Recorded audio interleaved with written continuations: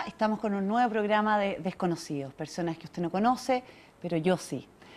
Les saludo a todos nuestros televidentes de la región de Santiago, metropolitana, y también al sur, ¿ya? De Curicó a Coyhaique. Muy bienvenidos, son nuestros mejores espectadores, así es que ojalá poder llevarles a sus casas programas entretenidos, de conversación y de cosas interesantes. ¿A quién tenemos hoy día? Hoy día vamos a hablar de mujer y trabajo. ¿Cuántas mujeres somos las que trabajamos en Chile? ¿Qué tipos de trabajos hacemos? ¿Cuántas creen ustedes que tienen además una labor en la casa tipo maternidad? ¿Cómo lo resuelven? Etcétera. Para esto tenemos una gran invitada, Rosario Undurraga. Muchas gracias por venir hoy. Gracias a ti, Francisca, por la invitación. Ella es psicóloga laboral que ha trabajado, lleva muchos años, lleva como 10 años trabajando en el tema laboral y mujer. Hizo un doctorado en Warwick, en Inglaterra, sobre sociología. Su tesis se basó en el trabajo y la mujer. Actualmente trabaja en la Universidad Finisterra, en el departamento o en la Facultad de Ciencias de la Familia, así es que está full metida en eso, con proyectos de investigación, etcétera. Así que, Rosario, muy entretenido tenerte aquí. Vamos a sacarte el jugo. Yo pensaba invitarla con alguien más que trabajara, pero la verdad es que después de conversar con la Rosario dije, no, vamos a conversar con ella. ¿Qué tiene de especial? Que además de todo lo que nos puede contar de mujer y trabajo, ella es mamá. Hace unos 2 años tuviste tu primera guagua, ¿no? Entonces, acá viene lo entretenido. ¿Qué pasa con lo que uno mira en el papel? Porque una cosa es decir en el papel las cosas y otra cosa es la vivencia propia. Vamos a partir con esa pregunta, Rosario. Al revés de cuéntanos de la mujer, Chile, etcétera. No. ¿Qué le pasa a la Rosario Undurraga hoy día, después de haber trabajado 10 años analizando, estudiando el trabajo de la mujer chilena y la parte laboral en el fondo con su maternidad? Para mí, haber sido mamá ha sido el regalo más lindo que he tenido, ha sido una bendición, una suerte. Estoy muy feliz de ser mamá de 2 niños, una niña de 2 años y una guagua de 8 meses. Ha sido un gran regalo. Y al mismo tiempo, a mí me encanta trabajar. Cuando la gente me pregunta, oye, ahora que volviste al postnatal, el postnatal ha sido muy difícil, complicado, tiene algunos desafíos, pero yo estoy contenta de trabajar, me realizo en el trabajo y creo que el trabajo es muy importante, tanto para hombres como para mujeres. Es un espacio de desarrollo, un espacio, en mi caso también, en que puedo elaborar temas, puedo aportar en docencia, hago investigación, así que...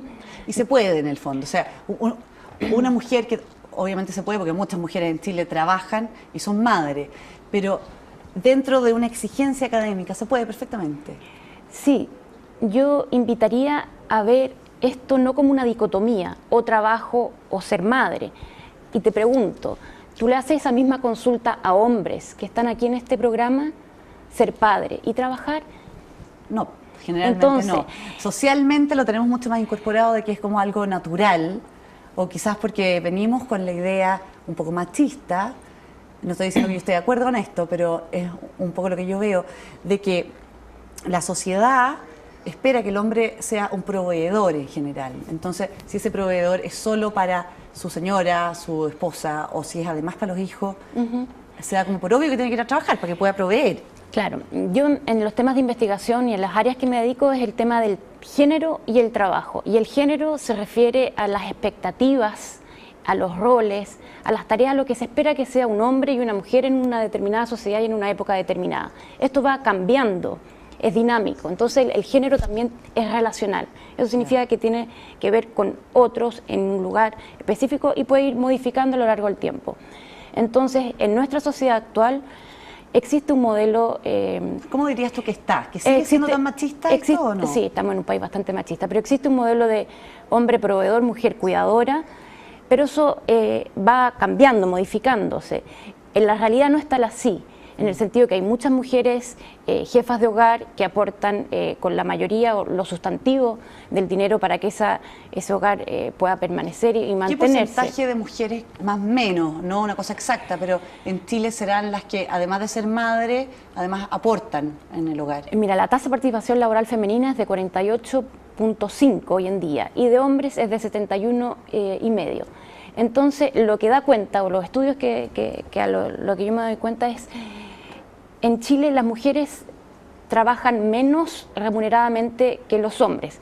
Esto entre paréntesis si contamos el trabajo remunerado y no remunerado, es decir, el trabajo doméstico y el trabajo pagado, las mujeres trabajan mucho más, Cuando vemos Claro, o sea, estamos comparando solamente los remunerados solamente externos los, a la casa. solamente los remunerados, porque las encuestas de uso del tiempo, la última, da cuenta que las mujeres trabajan el doble de las horas que los hombres. Increíble. En términos de... ¿Y eso pasa en otros países? En la mayoría de los países pasa que las mujeres, está asociado a ellas las labores de crianza, las labores de cuidado. Sin embargo, en Chile está bastante más acentuado, en el sentido que cuando yo comencé, por ejemplo, a estudiar el doctorado, Chile tenía la tasa de participación laboral femenina más baja de toda Latinoamérica, hace 10 años atrás. Durante estos 10 años ha aumentado 10 puntos porcentuales, o sea, estamos viendo transformaciones sociales importantes en nuestro país. Las mujeres están, más mujeres que están trabajando que hace 10 años. Más mujeres trabajando remuneradamente que hace 10 años. Fuera de la casa. Fuera de la casa. Eso significa que,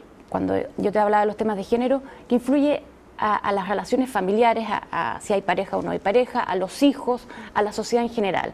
Entonces, cuando estábamos tú diciendo, hablando de mujer y trabajo, sí, estamos hablando de mujer y trabajo, pero eso incide en los hombres de esta sociedad, en los niños, en las niñas, en todos. Sí. Entonces, no es un tema solo de la mujer. Ahora, cuando tú me preguntabas si era esto algo machista, cuando vemos que la legislación actual, por ejemplo, lo que se está discutiendo, el Código 203, el tema de sala cuna, que solamente es para las mujeres trabajadoras, para las mujeres madres, queda... fuera el padre también. Padre. ¿Qué pasa si el padre es cuidador, digamos? O los padres que trabajan. Sí. Cuando tú me decías, ¿se puede hacer trabajar y tener familia? Esas preguntas las tendríamos que hacernos todos, madres y padres. Y si se puede o no se puede, también... hay muchas personas que tienen dificultades y hay que trabajar nomás. O sea, sí. ¿Y qué porcentaje, yo no sé si lo conoces, Rosario, te lo pregunto por si acaso, pero de mujeres en este país son las sostenedoras principales del hogar? ¿O porque ya están solas, porque se separaron de sus parejas, o porque la pareja no tiene marido? ¿Qué porcentaje son las que sostienen realmente a la familia? Mira, tengo entendido que un cuarto o 2/3 ya ha ido aumentando ese número, pero no, la cifra exacta no la manejo ahora. Ya. Cuando tú haces los estudios que has hecho de mujer y trabajo en distintos ámbitos, tú me contabas que entrevistabas a muchas personas. Entrevistabas tanto a mujeres que trabajaban, entrevistabas a empleadores que contrataban a estas mujeres o a otras personas. De las mujeres que has entrevistado, esta pregunta para que hagamos un esfuerzo para atrás, de las mujeres que has entrevistado, ¿hay alguna que te haya llamado profundamente la atención por algo? ¿Algún caso que tú hayas dicho que increíble, no me esperaba esto, impactante esta historia? Muchas, porque hay varios estudios cualitativos que yo he hecho que una de las técnicas principales que ocupamos es la entrevista. Por ejemplo, ¿qué le preguntas a las mujeres? Sí, a ver. Es que hay distintos estudios, entonces tiene que ver con diferentes preguntas, pero te voy a resumir 3 estudios para que veamos cuál de ellos te interesa. Perfecto.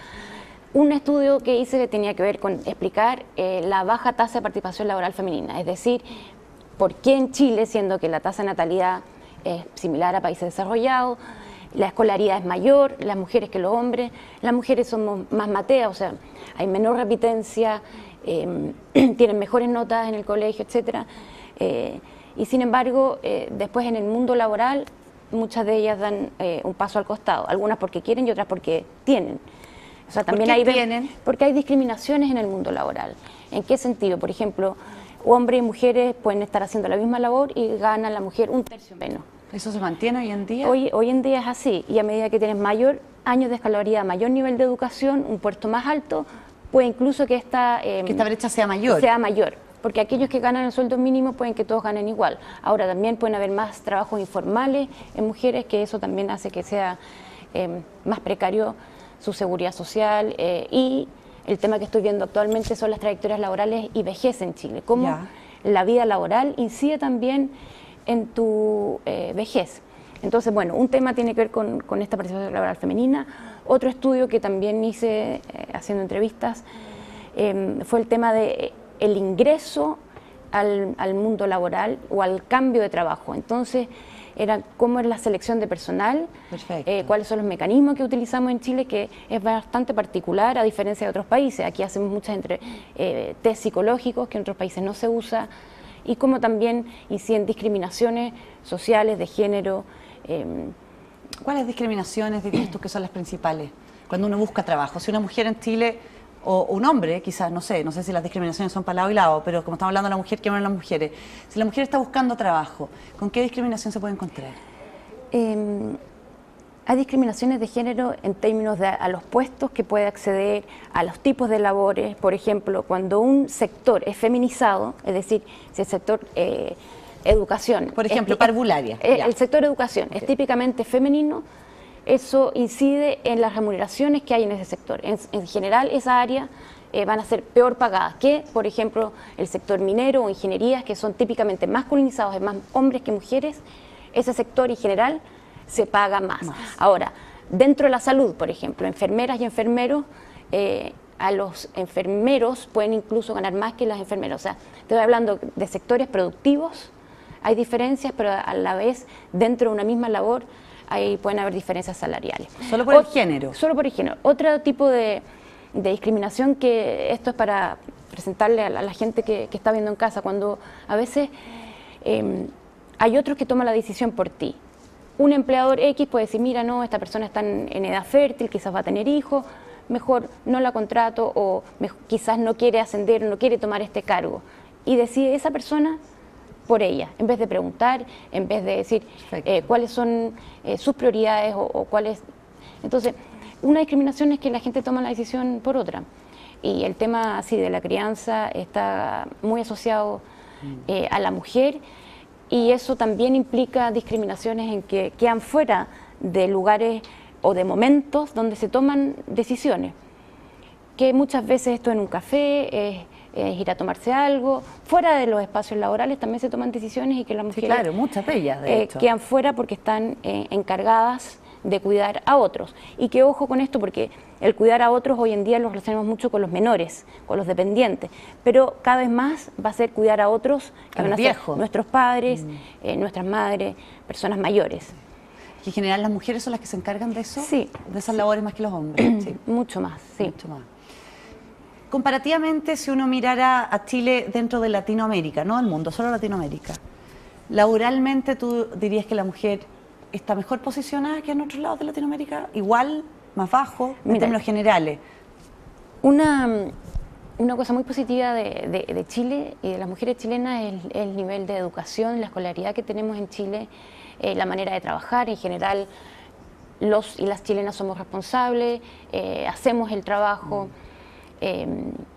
Porque cumplen. Sí, o sea, por mucho que estén a cargo, además de esta segunda labor de cuidado en la casa, terminan cumpliendo igual. Sí, mira, cuando tú me hacías esa pregunta de algunos empleadores o a gente que entrevisté, mucha gente prefieren o le gustan que sus trabajadoras sean madres, porque concentran el tiempo, hacen sus labores, y también el ser mamá implica ciertas habilidades que las puedes transferir en otras áreas. ¿Y por qué crees tú entonces que se le paga menos? Porque si el empleador la valora más para ciertas áreas, existe ahí algo que pasa. ¿Dónde está esa razón? Esa se llama discriminación. ¿Pero por qué? ¿Por qué crees tú?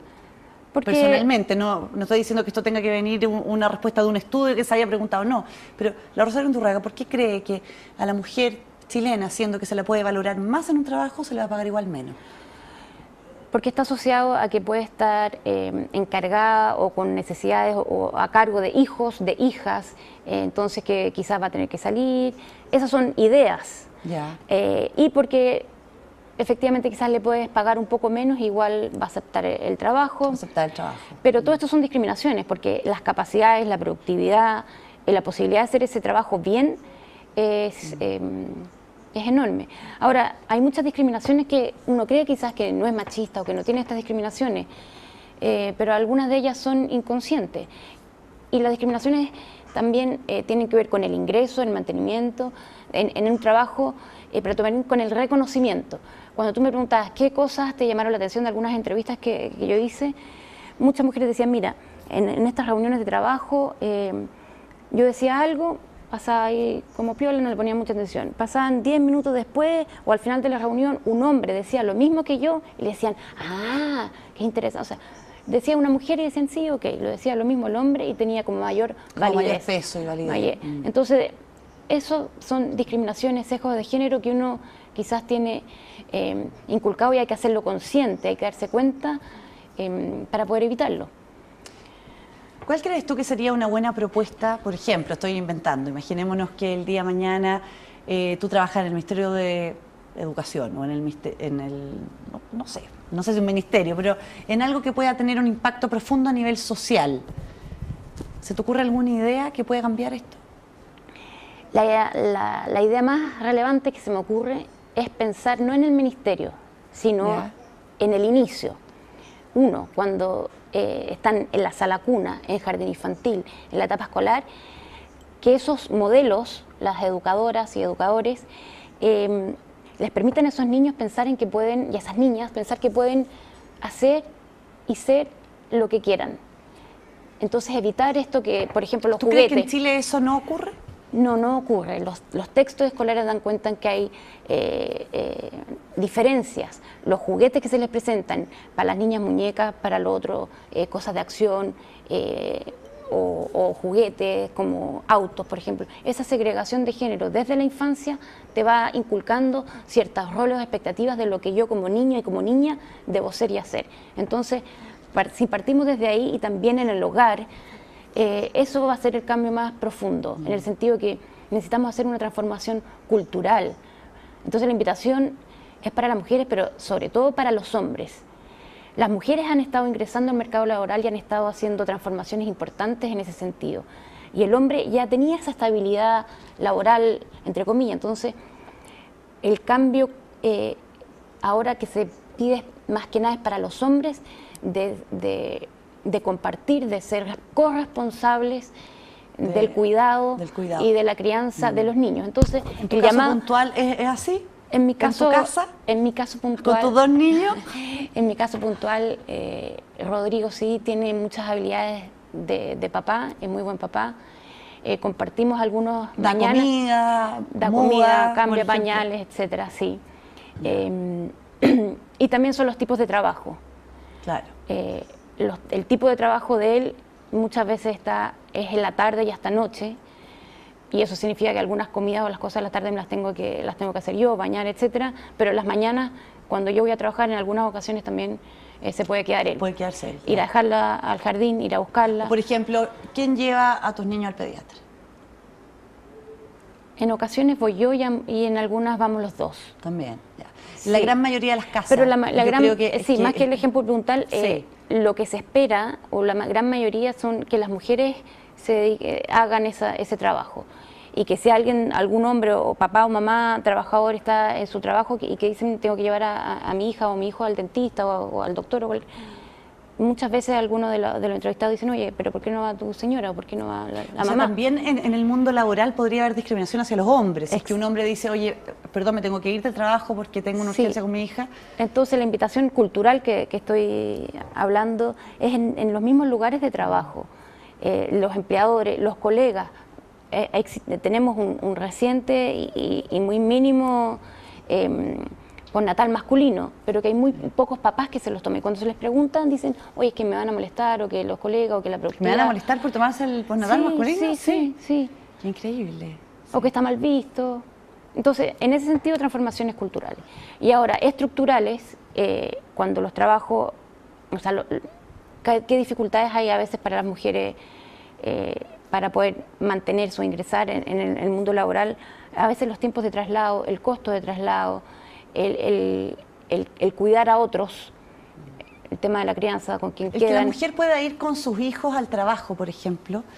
¿Qué opinas de eso y cómo se da en otros países? Porque culturalmente, acá en Chile yo creo que se da poco, bueno, depende mucho qué trabajo sea, por supuesto, pero me da la sensación, sin conocer de fondo, que en otros países es mucho más aceptado. O sea, si yo voy a dar una charla, por ejemplo, que es un trabajo acotado de 15 minutos, quizás yo podría ir con mi guagua, ponerla en el coche, dar la charla y salir. No sé si eso en Chile estaría muy bien. Mira, depende mucho del tipo de trabajo, porque hay tipos de trabajo que no corresponde que estén los niños en el trabajo, y si necesitas concentrarte, no es apropiado.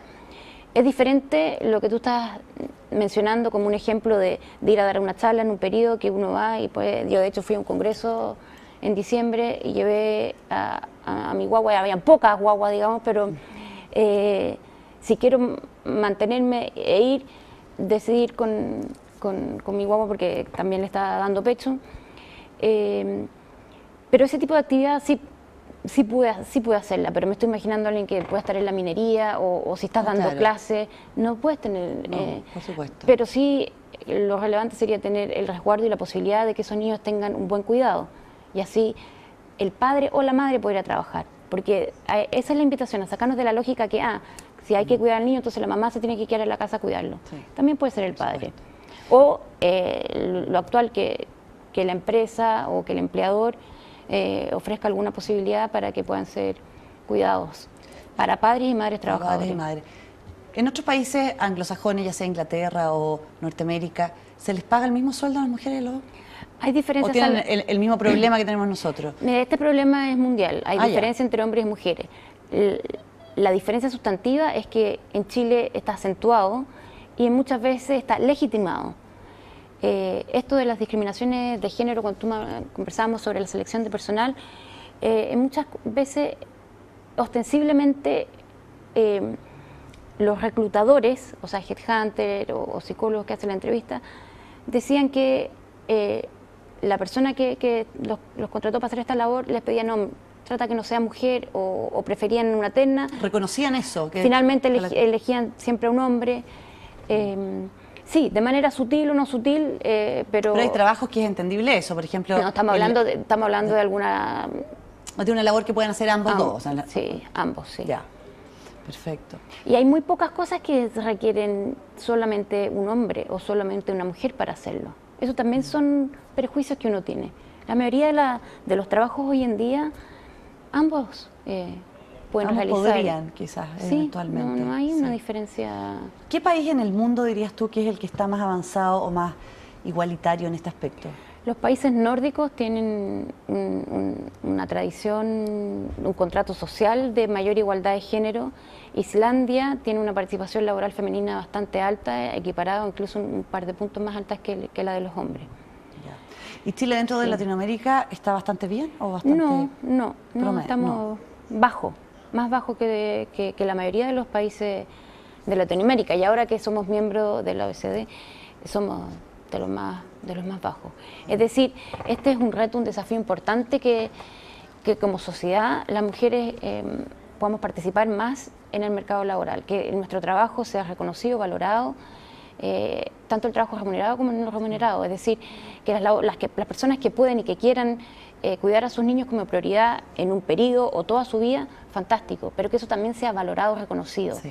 Sí, eso me parece súper importante. De hecho, te iba a decir que le mandaras como un mensaje si es que hay alguna mujer que está en su casa de repente, ya sea con trabajo externo remunerado o no, porque muchas veces las mujeres nos quejamos de que no nos valoran el trabajo que hay adentro de la casa. Se da por obvio, como si fuera algo como fácil y simple. Es un trabajo muy complicado, a mí me parece muy complejo, muy demandante también, que requiere desarrollar muchas habilidades generales y específicas. ¿Como cuáles, por ejemplo? A ver, qué entretenido. La paciencia, mantener la calma, el tono, la empatía, sobre todo cuando son niños, centrar la necesidad y la atención en el otro y no en uno. Uno es el continente, las emociones del niño y de la niña pueden variar, pero uno como referente, como adulto significativo, sobre todo como mamá y como papá, es importante que mantengamos la paciencia y la calma. ¿Qué consejo le darías tú como psicóloga a las mamás en general, da lo mismo que trabajen o no trabajen afuera, con niños, para que mantengan la paciencia? ¿Cómo se logra eso? Como persona, que esto me lo digo para mí también, ojalá cada una podamos mantener un momento aparte, distinto del trabajo, distinto de ser madre, un momento personal. Yo creo que cuando uno como persona está bien, está contenta, está tranquila, puede tener más paciencia, o sea, porque es fácil decir, oye, no grites, no digas A o B, pero es importante cultivarse como persona. O sea, tú invitarías a que las mujeres nos diéramos un minuto para nosotras. Sí, y ya sin ser pareja, sin ser mamá, sin ser, o sea, uno. En el mundo ideal, y para eso necesitas a un otro o alguien, o cuando se duerme en algún momento, que otro pueda tomar ese rol para que uno pueda descansar. Y por ejemplo, ir al gimnasio si es que quiere, salir a caminar, leer un libro, no sé. ¿O tú dices solamente que se vaya a meditar y a pensar? No, eso depende de los gustos personales y las posibilidades personales. la que quiere ir a un gimnasio fantástico, pero si puedes darte la vuelta a la manzana, eso también te cambia, te da aire. Te da aire, sí, es verdad. Sobre todo si uno está con los niños todo el tiempo encima, muchas horas seguidas, etcétera. Sí, yo también tengo 3 niños y... Pero las habilidades de organizar, de planificar, hay muchas habilidades que se requieren. Que se requieren. Sí.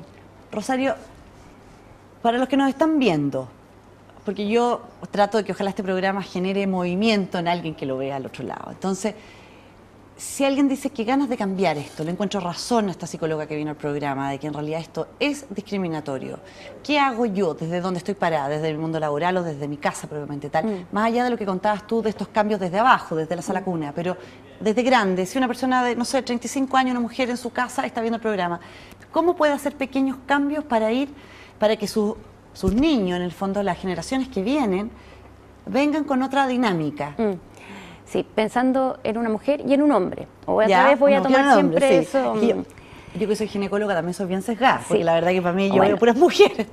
Una invitación sería redefinir los roles y las tareas. Momentáneo.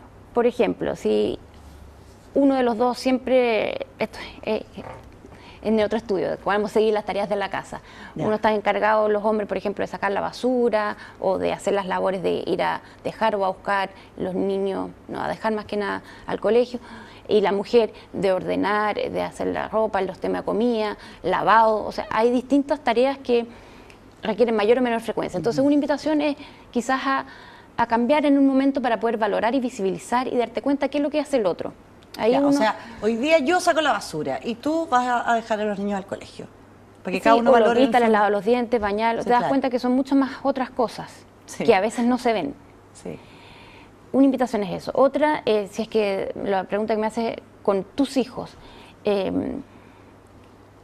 tratarlos de manera en que puedan y son capaces de hacer muchas cosas, independiente que si sean niño o niña, hombre o mujer.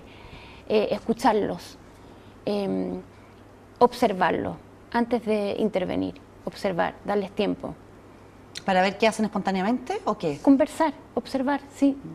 ¿Qué le interesa? ¿Hacia dónde se dirige eso? Mira, desde las guaguas tienen un plan, una idea, se mueven para ir a buscar algo y uno como adulto muchas veces interviene antes de eso. ¿Quieres todo acá? O no escucha. Eso lo pasa, claro. Y eso pasa durante toda la vida. Entonces, observar antes de intervenir. Mira qué entretenido. Eso, y el tema de los juguetes o de la expectativa, ahí se puede hacer mucho. Sí. Por ejemplo, hay cosas en Chile que son insólitos, que es en el supermercado tú puedes, tú que eres doctora, comprar un set con el estetoscopio, con todos los instrumentos y dice enfermera y el mismo set dice doctor. Entonces tú le estás ya mostrando a la niña que ella puede ser la enfermera. ¿Pero es el mismo set? Es el mismo set, uno es rosado y el otro es azul. Y uno dice enfermera, no dice doctora. No dice doctora. Entonces, porque además que hay un error ahí de profesión, digamos. Sí, pero están jugando a ser doctor o doctora. O uno mismo dice, voy a ir al doctor, a pesar de que te puede atender una doctora. O la idea de esto que también se va a transformar en el mercado laboral, que tú como doctora sabes, a los doctores le pagan y a doctoras bastante más que a los enfermeros y enfermeras. Mira qué interesante. Entonces, los juguetes es algo que uno sí se puede fijar. Y el mundo imaginario, a lo que puedes acceder, a lo que puedes ser, darles confianza. Quiero rescatar para terminar el programa, porque ya se nos va el tiempo, 2 cosas. Uno, que desde la casa sería bien entretenido esto de cambiar los roles, el que siempre ha hecho algo, haga lo que hace el otro. Probar un par de días a ver cómo... para saber en carne propia qué hace realmente y cómo lo hace. Y eso probablemente te va a ayudar a valorizar todo lo que la otra persona hace y a valorizar todo lo que tú también das. Exactamente. Y a transmitirle a nuestros hijos, en el fondo, que todos, que me encantó eso que dijiste, que todos pueden ser lo que quieran, o sea, y darles el espacio. Cuando mencionaste esto que uno interviene antes, es súper cierto. La guagua efectivamente haga entonces quiere esto. Dejar que se exprese. De repente cuesta, porque uno dice, me va a romper la silla, me va a manchar esto, me está chorreando el helado, entonces obviamente uno quiere intervenir, pero dejar de repente y ver qué ocurre y qué pasa. Confiar, porque es también una invitación para nosotros, que a veces uno tiene muchos temores de qué es lo que van a hacer, de qué es lo que van a decidir. Pero si has conversado, los niños y las niñas y los adolescentes y las personas tenemos ideas y es importante explorar dentro de una estructura, por supuesto, pero si ha sido tratado con cariño, con amor, con la presencia de estos adultos significativos, es probable que explore que lo que haga esté dentro. Rosario, en aquellos hogares donde no hay padre o en aquellos hogares donde no hay madre, por ejemplo, que son uniparentales, o vive la madre sola con los hijos o vive el padre solo con los hijos, ¿esos roles sería bueno de repente tenerlos con los niños o no? ¿O tú crees que tiene que hacerlo solamente él como adulto? Por ejemplo, sacar la basura, ese tipo de cosas, labores del hogar, digamos. Sí, mira, hay estudios en que muestran que los niños que participan más en las labores del hogar, cosas que puedan hacer. Un niño chico puede estirar su cama, puede ir a recoger un plato. Eso les da mayor confianza en sí mismo, más autoestima, y que lo que hacemos acá es producto de todos. Más adelante también, cuando sea una persona más adulta y forme su propio hogar, también va a estar participando de toda esta actividad. O sea, por supuesto que les hace bien hacer partícipe a los niños de lo que pueden hacer. ¿Cómo entran aquellas personas en la familia, mujeres en general, que se meten, por ejemplo, estoy pensando en una abuela que cuida niños o en una abuela que trabaja y sostiene también, porque muchas veces eso ocurre porque la madre no puede o porque está trabajando, etcétera. Dentro de las personas que tú entrevistaste, ¿tú incorporaste esto o no? ¿O solamente te dedicaste a ver mujer directo, familia en el fondo? ¿O viste familias también donde el sostenedor era un abuelo o una abuela? Mira, actualmente estoy haciendo un estudio sobre trayectorias laborales de mujeres y vejez en Chile. ¿Y cómo son las pensiones para nosotros las mujeres? Es un proyecto de investigación Fondesit. Ahí solamente apunto a mujeres porque las pensiones de las mujeres son más bajas, vivimos más. Si es que trabajamos durante nuestra vida laboral remuneradamente, los salarios han sido más bajos, por lo tanto tenemos menos pensión y hay que hacerla durar para más años, entonces el sistema también te castiga. Ya que mencionaste los abuelos, hay que agradecer y destacar mucho el aporte que hacen las abuelas, sobre todo en Chile, para el cuidado de los niños, para la logística. Para permitir que la mujer salga a trabajar muchas veces. Sí. La madre de esos niños. Sí. O sea, yo lo veo, por lo menos muchas veces converso con pacientes o con distintas personas y me doy cuenta que cuando yo le pregunto ¿dónde están sus hijos? Los tiene mi mamá. O pacientes hospitalizadas, enfermas, ¿dónde están sus hijos? Los tiene mi mamá. Entonces me da la sensación que ese rol de abuela materna, pocas veces me ha pasado que me dice, los tiene mi papá. No sé. Sí, esto es lo que sucede con el rol de cuidado, de cuidadora de las mujeres, que socialmente una de las expectativas de género es que la mujer siga cuidando. Sigue cuidando, entonces, se prolonga esto. Muchas veces cuida a los hijos, después a los nietos y así. Pero el tema de lo laboral y la vejez y las pensiones, el estudio también muestra cómo hoy en día que estamos en un acrecentado envejecimiento de la población, la esperanza de vida está aumentando. Las mujeres estamos viviendo como hasta los 80 años. Estamos viviendo más, entonces también hay otros desafíos en las etapas y hartos de la desafíos vida. más. Se nos va el programa, Rosario, muchas gracias por venir. Te agradezco de verdad, súper entretenido, súper interesante. Yo personalmente, quizás porque trabajo con mujeres, las veces que conversé contigo siempre dije a la Rosario la voy a invitar al programa porque sabe mucho de la parte laboral de nosotras, las mujeres, y que probablemente muchos de los que nos ven aquí también sean mujeres. Muchas gracias a ustedes por escucharnos y nos vemos en otro programa de Desconocidos.